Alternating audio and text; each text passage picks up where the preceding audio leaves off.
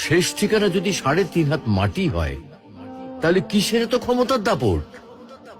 ভোর ৫টায় মৃত্যু, সকাল ৬টায় জানিয়ে দেওয়া হবে মাইকে, ৮টায় শেষ গোসল করানো হবে, ৯টায় তোমাকে নতুন কাপড়ে সাজানো হবে, জোহরের নামাজের পরে তোমার আলিশান বাড়ি থেকে বের করে নিয়ে যাওয়া হবে, ২টায় তোমার জানাজার নামাজ পড়ানো হবে, ২:৩০টায় তোমাকে কবরে নামিয়ে ফেলা হবে।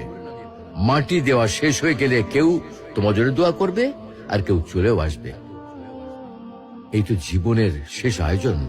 তো কিসের তো অহংকার, কিসের তো ক্ষমতার দাপট? হ্যাঁ, ক্ষমতা কারোর জন্য চিরস্থায়ী নয়।